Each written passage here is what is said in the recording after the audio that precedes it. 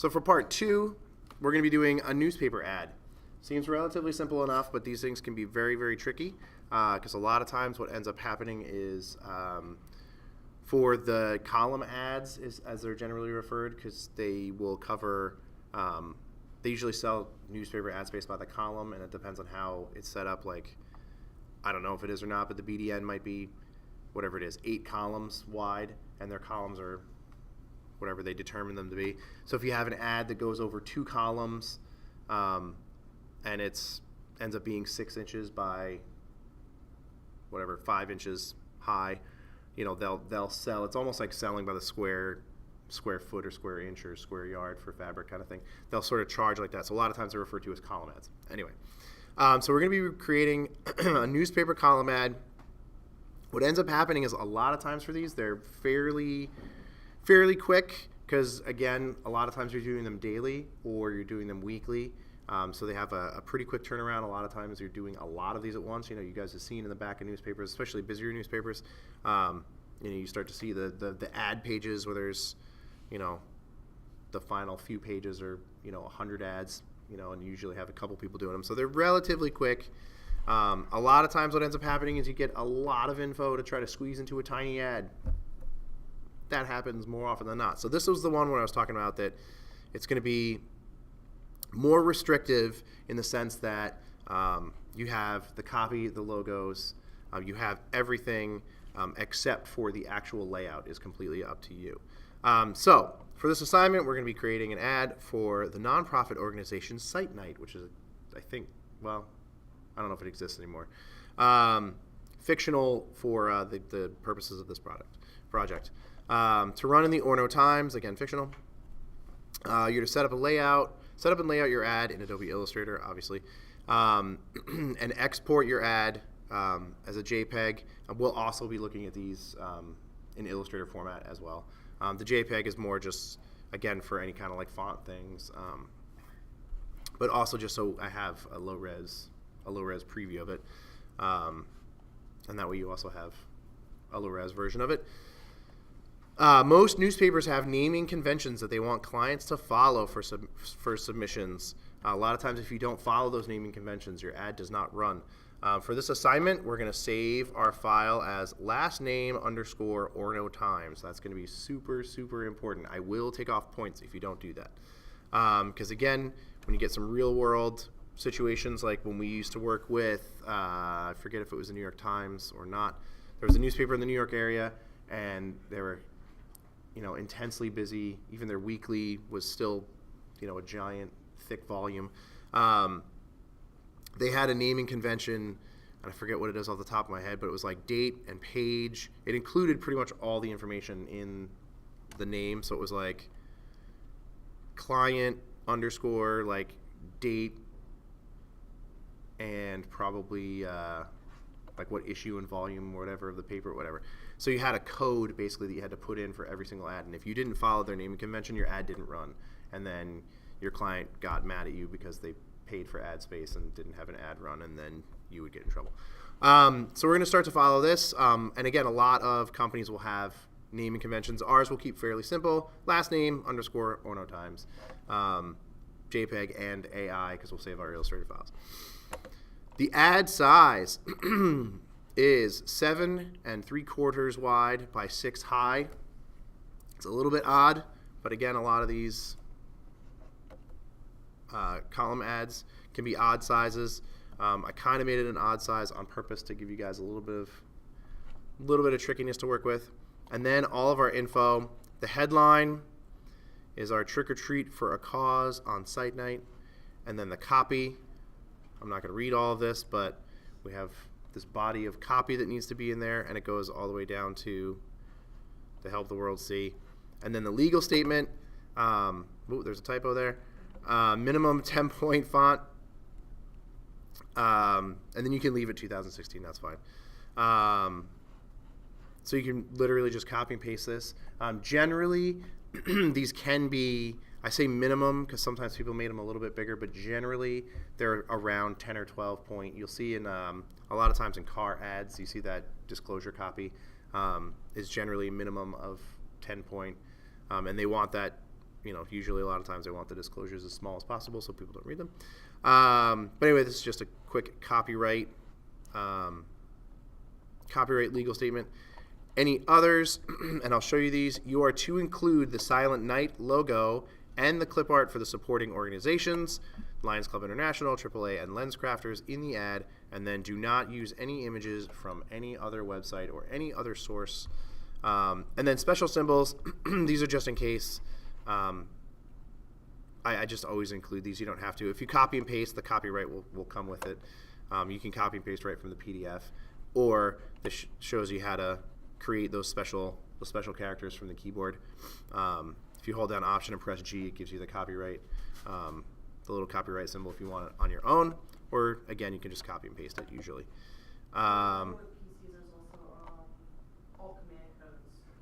Yeah, which I wasn't exactly sure of, the alt commands. Yeah.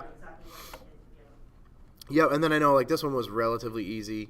I'm sure it's probably a little bit different now, but like in the system tools, you can just grab your character maps, and then again, 9 times out of 10, if you copy and paste it anyway, it's gonna work. So for samples for these, so when we talk about column ads, here are some real world samples. And again, do a little bit of research. Check out papers and publications. Again, the BDN or any other newspapers around. Check out those column ads. If you guys subscribe to other papers, or even when you're at the store or something like that, if they have a New York Times or whatever.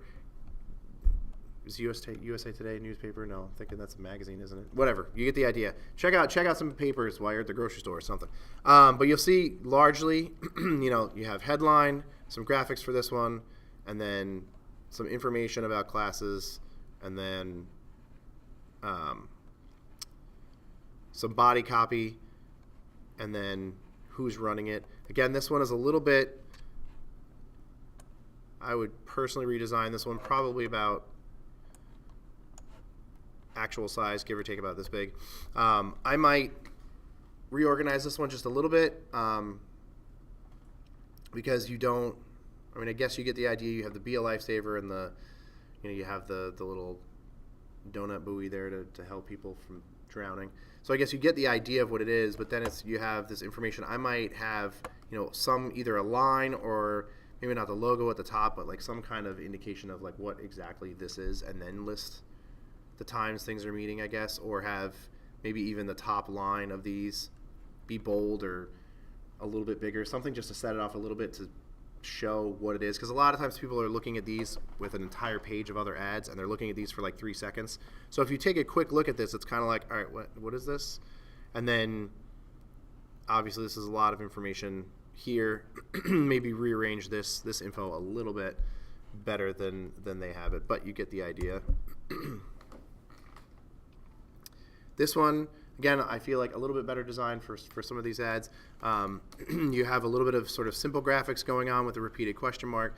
You have your headline, so you know what the ad's about. And then you have the Carolina Supply here is a little bit bigger, a little bit bolder, so you kind of have this, bookended, like, need help with your bath, you come to Carolina Supply. And then you have this big body of copy, which I might play around with a little bit, just to get it a little bit prettier. But you get the idea here. They sort of bookended the info. So you have bath or kitchen. You call these guys.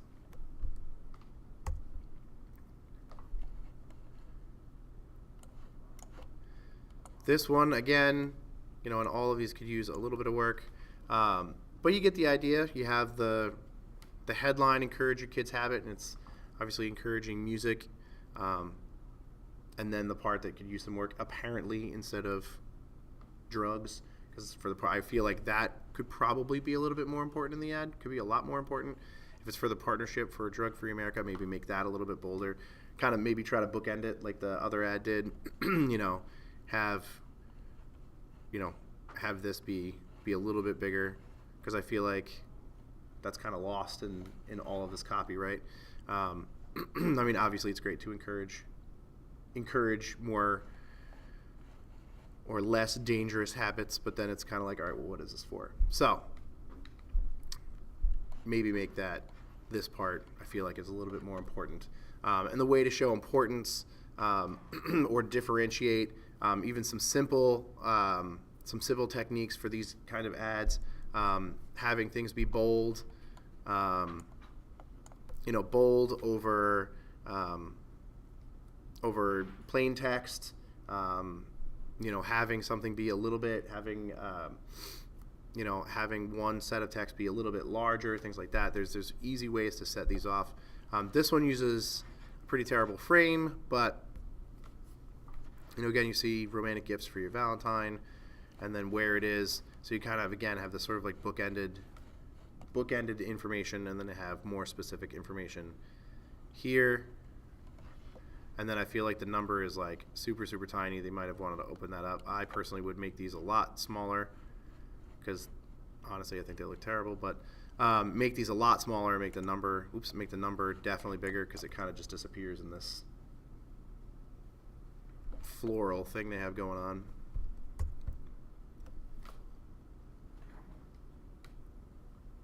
Again, this one not too bad. This is a good example of, I was going to say good and poor at the same time, but a good example of having, some fonts. When we think about using different types of fonts, I think the headline and where it is, you have this bookended headline, tagline, and where it is isn't too bad. I might make this a little bit smaller so you can bring at least the main logo up a little bit more. You're advertising this company and the name is a little bit lost. But you see you have, there are some menu items, the pricing, but then this font, generally I would guess starts to break down about here. Even at a larger size, that font is almost impossible to read. So I would not go with a font choice like this, especially to advertise specials. I mean, you get like new, the seafood dinner for $5.99, great, and then you're like, choose from new, I'm guessing, something. Anyway, so it's like impossible to read. Something about shrimp, there's scallops in there. So if I feel like that's kind of important, what you wanna, what is actually in what you're eating. So maybe not this crazy funky font for the information. I could even I could see if you had the titles of the dish, the seafood lunch, and you have that a little bit bigger and in a little bit more stylized font. I would use that as the person who wouldn't be ever. Absolutely. Like, Yep. Like a bait and tackle ad. Yeah, and then that, like, I get it. Yeah, that's kind of like a weird thing. A lot of the stuff comes from the clients too, especially with these with column ads. 9 times out of 10, all the stuff comes from the client. Like, there's been a ton of times where, yeah, well, no, not the ad, but like the elements. Like, they usually have like their logo, and they have like or their idea. They want like you usually get sort of like the sort of napkin drawing of like, this is what we want. We want fishing lures and info, and here you go. But like even just something as simple as like switching these two fonts. So you can have this a little bit. If you're going to have something as stylized as this, you want it to be bigger and actually readable, right? I really think we just made Shoney's. I know what Shoney's is, but it's way down there. I wouldn't know any better. Yeah, exactly. And definitely make this one. And these, especially with like, yeah, they're, you could make these a lot smaller. You could even make the tackle a lot smaller to make your info a little bit bigger, and bring this up. Even keeping. Oh yeah, well, and that's part of the reason. That's part of the reason why I'm showing you like these relatively bad examples.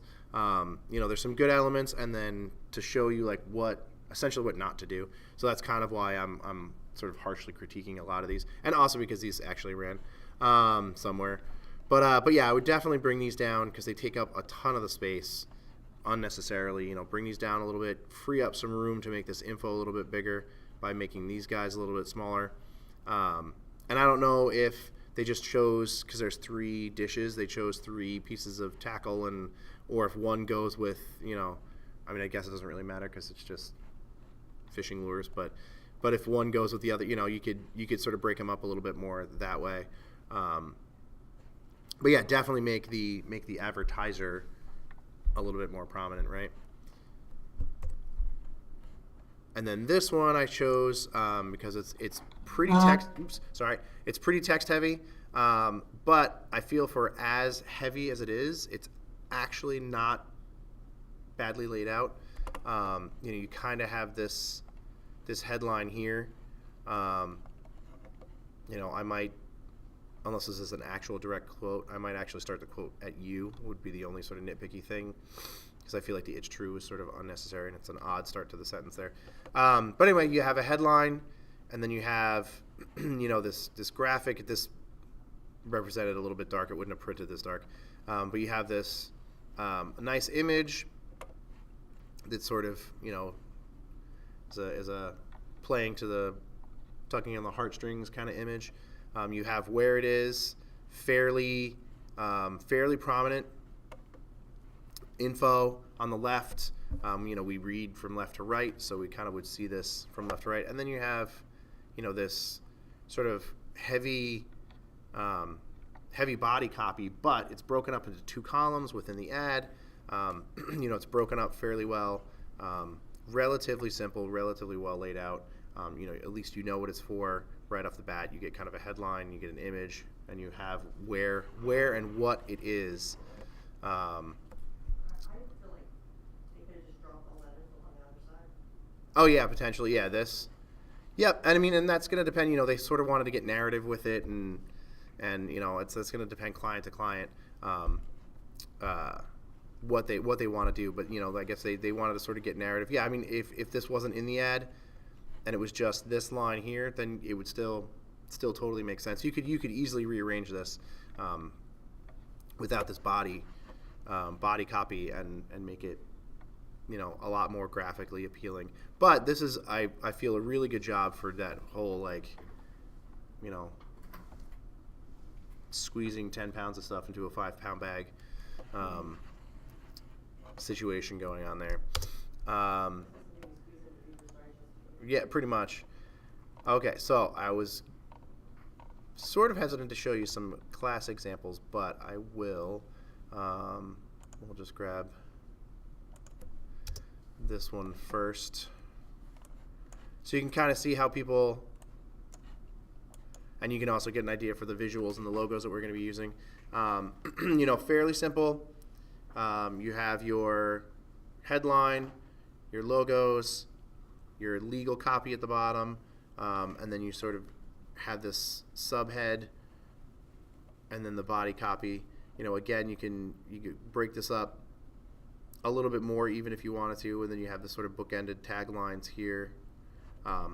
Breaking up the info, relatively visually appealing for a column ad. Let's see what Stella did with hers. Again, this is a similar format. Some nitpicky things I would do with this one for sure, but I feel like the copy on this one is broken up very well. It's not this giant body of copy. A couple quick things I might do is I like the headline a lot. You have this tagline. Move this up a little bit. The sizing of this I actually don't mind at all. You could potentially make that one a little bit bigger if you wanted to nitpick it. But I would move all these just a little bit up and get this number maybe centered. Center this text a little bit, and then sort of even out these logos. The logos can be tricky. A lot of times you'll get this too with ads where you'll have 5 logos to use in an ad. You get sponsor logos, and we have these 5 sponsors for this event, and all their logos are different sizes. One's round, one's rectangular, one's vertical, one's horizontal, but you all, they sort of all get equal treatment. So it's you have to sort of cheat and make them visually even, to where these are very, obviously very very uneven. The LensCrafters logo is super tiny. I might throw this on one line down in the corner here because it's just a legal statement to open up some space. Definitely make this Lions logo smaller, and that would free up. You could probably make it, give or take, visually the same size as this, and then open up some more room for the LensCrafters. But the reason I threw these logos in too is to give you these tricky things to play with, because this happens a lot in the real world, where you'll get, again, 5 different logos, and they're all 5 different shapes, and they've all paid their whatever it is, the same amount of money, so they all get equal time, right? But again, some minor changes, minor changes to tweak this a little bit, to make it read a little bit better. But again, overall, I think very well done. You have your headline, your taglines, the information. It's a lot of info. The information is broken up very nicely. You have sort of the important here. The important information is a little bit more bold than the rest, a little bit of a different font. As a general rule, it's not a hard and fast rule, but when we talk about design and things like this, generally you don't want to use more than like 3 different fonts. And I would not count this because it's a logo. I know technically there's 2 fonts at least in here, but I wouldn't count that for your font. I mean, for your headline and info, if you had, 6 different fonts going on in here, it might be a little bit crazy. But you can see even with, a bold italics, a bold a little bit bigger, and then versus plain text, and then a little bit smaller, bolder text, you can still, just from playing with font sizes and font treatments, versions, bold, italics, things like that, you can really break apart and set apart these things fairly easily and effectively, and still have a good amount of design balance with your layouts.